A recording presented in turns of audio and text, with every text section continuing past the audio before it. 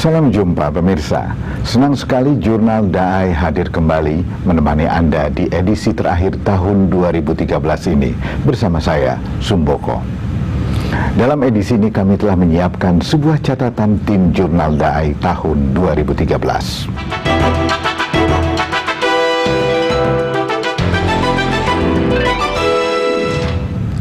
Banyak kejadian yang menjadi catatan kami, mulai banjir yang melanda Jakarta di awal 2013 hingga bencana topan Haiyan di Filipina menjelang akhir tahun.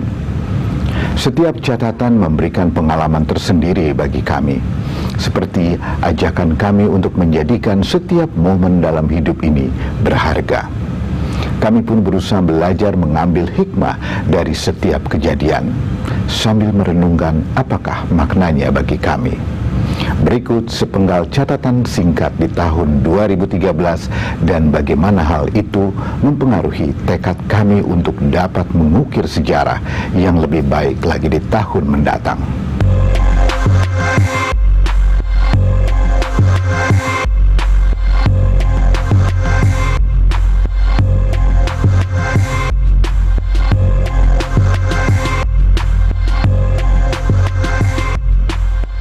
Pada pertengahan Januari 2013, ibu kota Jakarta dilanda bencana banjir. Banjir terjadi merata di hampir seluruh wilayah ibu kota dan beberapa wilayah sekitarnya, seperti Depok, Bekasi, dan Tangerang. Genangan air bervariasi antara 30 cm hingga di atas 150 cm. Ada beberapa faktor yang memicu terjadinya bencana banjir besar di Jakarta ini. Faktor itu adalah faktor alam dan manusia. Faktor manusia terkait dengan perilaku manusia dalam menjaga lingkungan. Kebiasaan membuang sampah ataupun juga limbah dan kotoran ke sungai tentu berpengaruh pada pendangkalan sungai. Selain itu, banyak pula warga yang tinggal persis di bantaran sungai. Menurut para pengamat lingkungan, faktor lain adalah kurangnya lahan terbuka hijau. Karena pengalihan fungsi lahan menjadi kawasan gedung perkantoran, pemukiman, dan pusat perbelanjaan. Selain itu, fungsi waduk dan situ di wilayah Jakarta dan sekitarnya tidak berjalan optimal. Pada tahun 90-an, Jakarta memiliki 70 waduk dan situ. Kini hanya tersisa sekitar 42 waduk dan 16 situ. Banjir yang terjadi di ibu kota awal tahun 2013 ditengarai dampak kerugian yang lebih besar daripada banjir Jakarta pada tahun 2002 dan 2007. Kerugian itu berupa kerugian materi, korban jiwa, masalah sosial, kesehatan dan psikologis, serta ekonomi. Akankah hal itu dapat kita hindari di tahun 2014? Sudahkah perilaku manusia pada alam dan lingkungan jadi lebih baik? Kalau dia nanam berarti orang itu udah nanam pohon.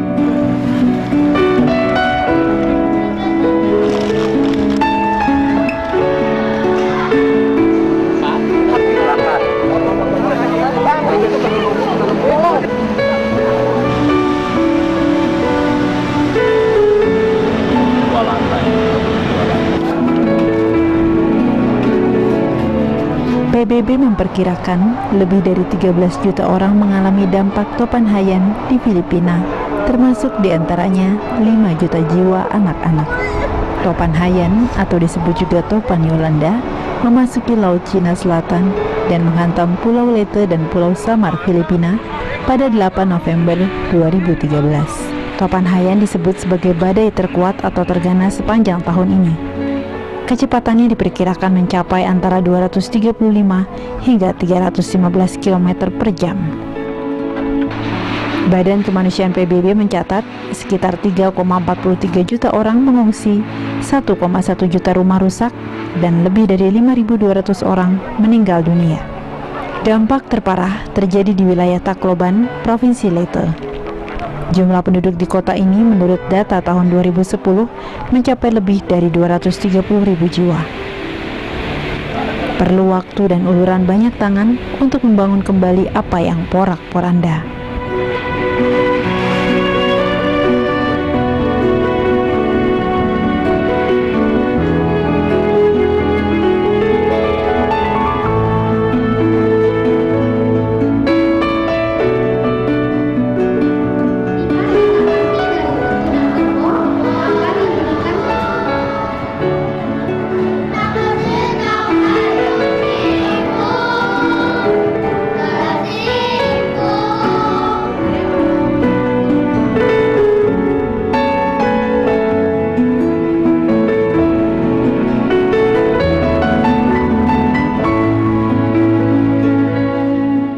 mana terjadi bencana, penderitaan dan kehancuran, disitulah dibutuhkan cinta kasih yang lebih besar lagi.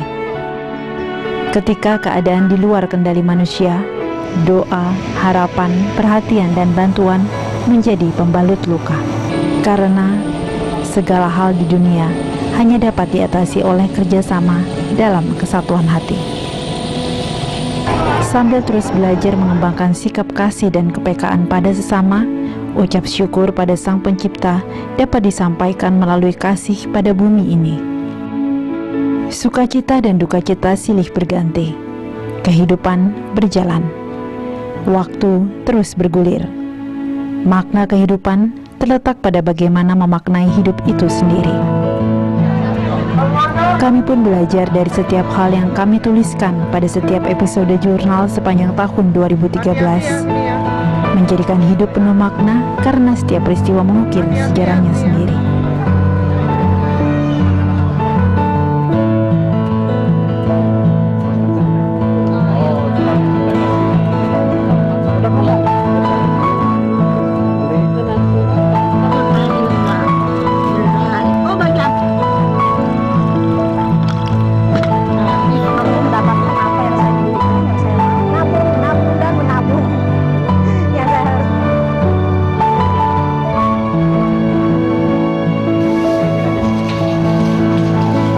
Menjadikan setiap kesempatan dalam hidup menjadi bermakna, berarti mau belajar dari setiap hal yang terjadi, baik suka maupun duka.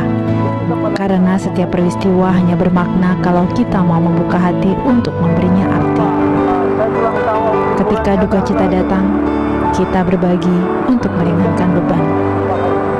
Ketika sukacita datang, kita berbagi untuk menambah syukur.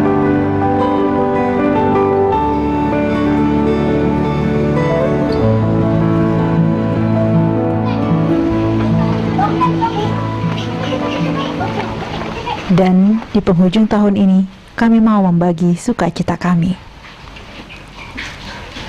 Kami teringat akan seorang sahabat yang pernah kami liput 5 tahun lalu, saat kami membahas tentang kemiskinan.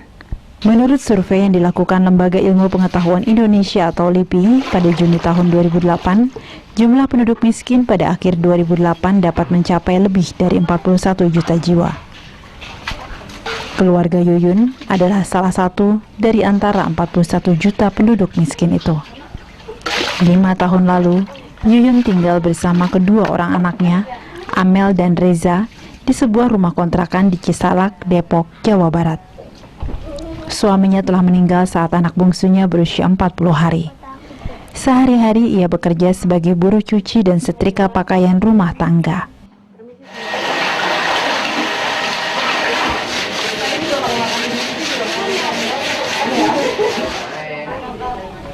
Dari pekerjaan itu, Yuyun mendapat penghasilan tetap 150.000 per bulan. Uang itu ia gunakan seluruhnya untuk membayar kontrakan rumah. Sementara untuk kebutuhan hidup sehari-hari, ia harus mencari tambahan sebagai buruh cuci dan setrika pakaian di tempat-tempat lain. Pendapatan harian Yuyun tidak tetap. Dalam sehari, rata-rata ia mendapat 10-15.000 dari jasa keliling ini. Namun, pernah juga ia pulang dengan tangan kosong. Udah gosok. Oh, ya udah ya. Ya udah ya. Hidup terasa tidak mudah bagi Yuyun. Saat pindah dari Cianjur 20 tahun lalu, ia tidak pernah membayangkan akan mengalami tekanan ekonomi yang begitu berat. Tekanan ekonomi yang berat bahkan pernah membuat pikirannya seperti buntu. Ia pernah berniat mengajak anak-anaknya mengakhiri kehidupan. Tetapi Reza, anak lelakinya, mengingatkan bahwa itu dosa. Seketika Yuyun menyesal dan mengurungkan niatnya.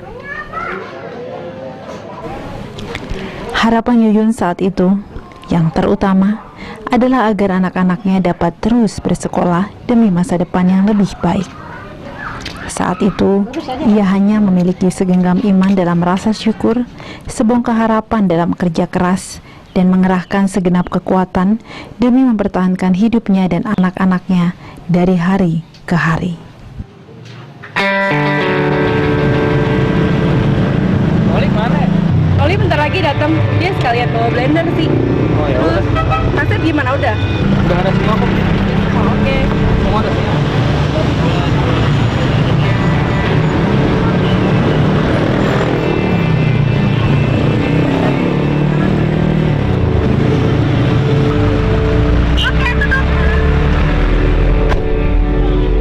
Kami teringat pada Yuyun, ingin berbagi sukacita dari anugerah penghargaan yang kami dapat akhir November lalu, dan ingin tahu juga bagaimana iman dan syukur menghantarkan hidupnya.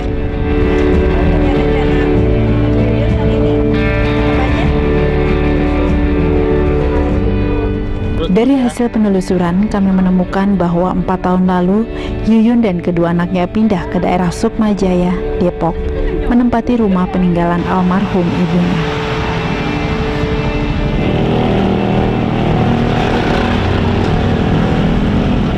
Tidak mudah mencarinya.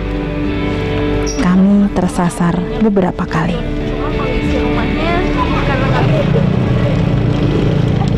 Akhirnya kami sampai. Bagaimana ya kabar mereka selepas 5 tahun berselang?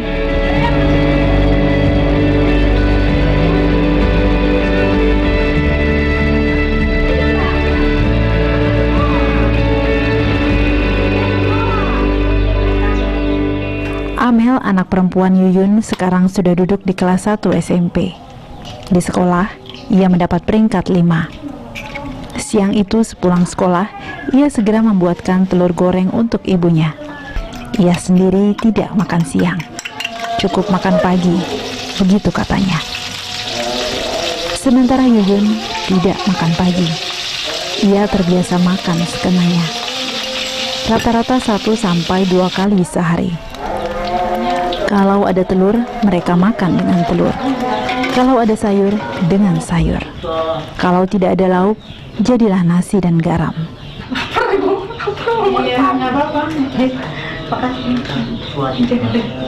Ngomong apa kayak Bu Amel? Makasih ya Bapak. Amel dan Reza banyak berbagi tugas mengurus rumah dan merawat ibunya. Amel misalnya bertugas mencuci baju sebelum pergi ke sekolah, memasak lauk, dan mencuci semua piring kotor. Sekarang aku kelas 1 SMP, sekolah di SMP apa Depok. Pagi sekolah, siang bantu mama cuci piring, beresin rumah, nyuci baju. Kadang-kadang itu juga kalau nyuci baju mah. Cita-cita aku mau menjadi polwan. Ya belajar, berdoa.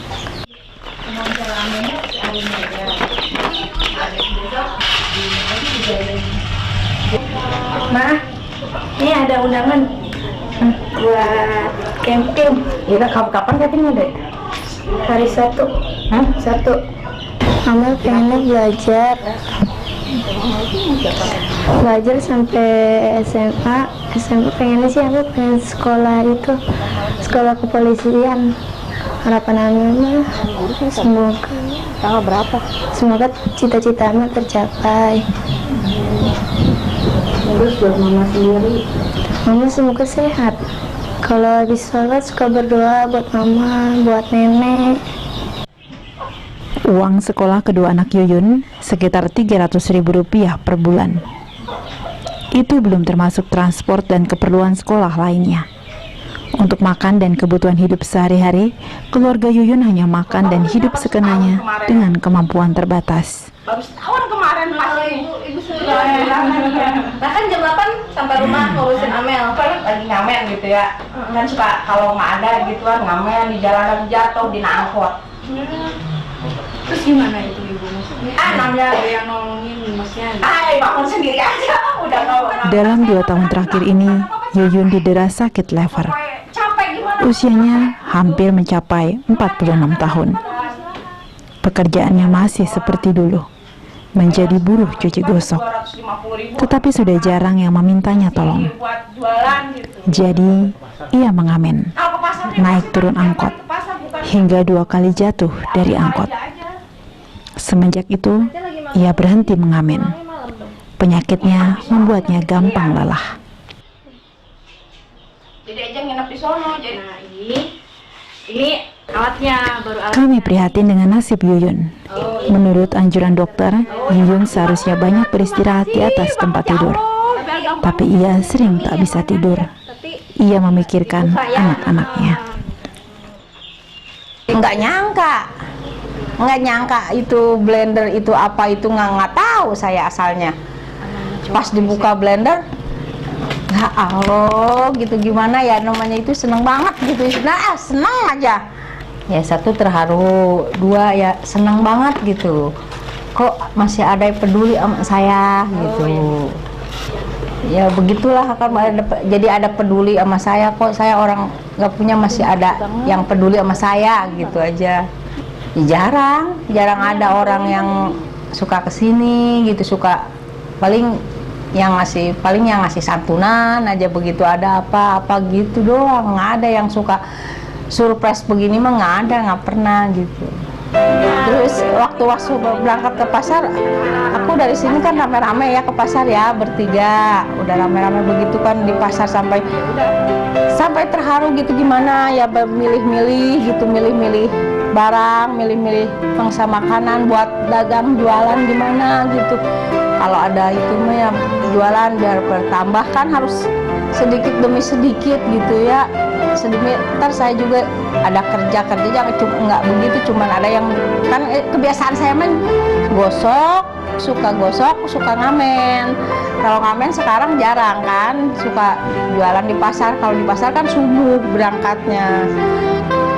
Berapa itu Bang? Tapi kalau ada yang nyuruh gosok, kalau enggak ya enggak gitu. Jadi tapi alhamdulillah sekarang kebantu jualan gitu. Jadi dari dibantu jualan kan lumayan buat jajan sekolah itu si Amel. Kalau saya perlunya jajan sekolah si Amel buat pagi-pagi itu buat berangkat sekolah.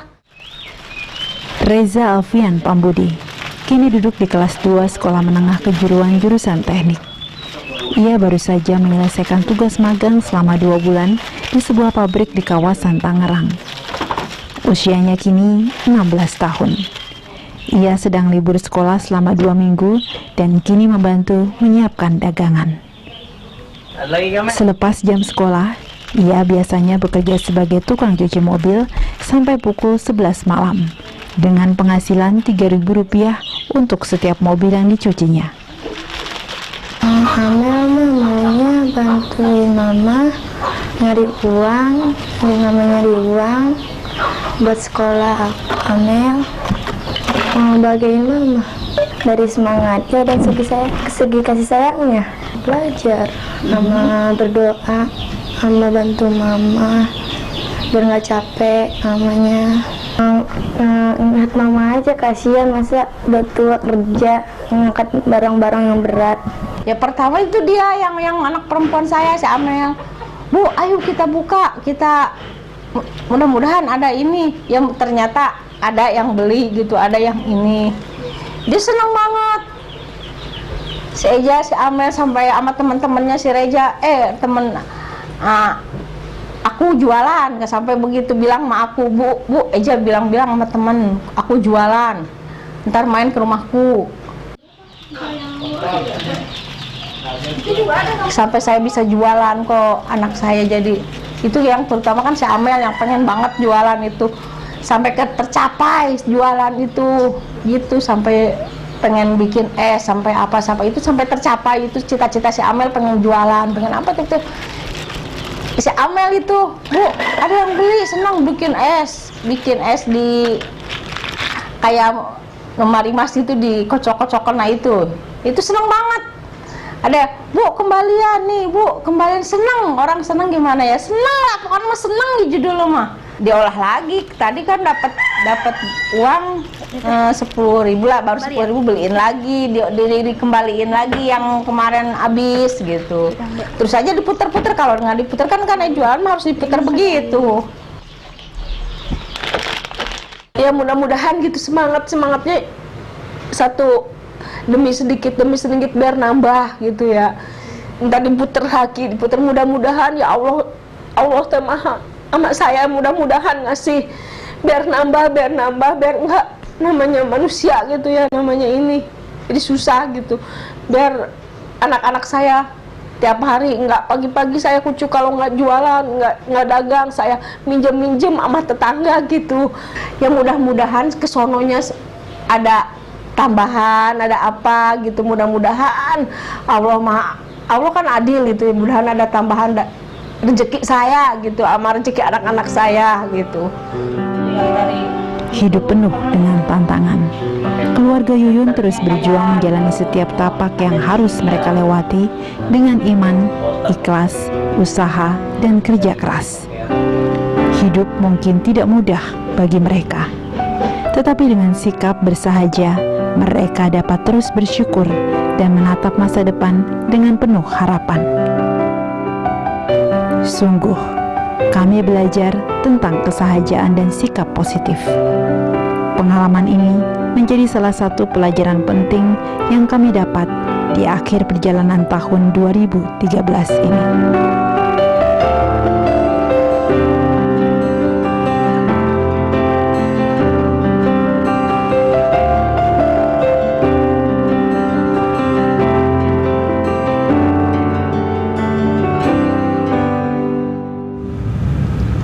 Setiap orang pasti memiliki peran dan arti dalam kehidupan ini. Kami percaya catatan kehidupan Anda di tahun 2013 penuh warna dan makna. Semoga kita bisa menjadikan pengalaman masa lalu sebagai guru yang berharga. Mari, jadikanlah hidup ini penuh makna, karena setiap peristiwa mengukir sejarah.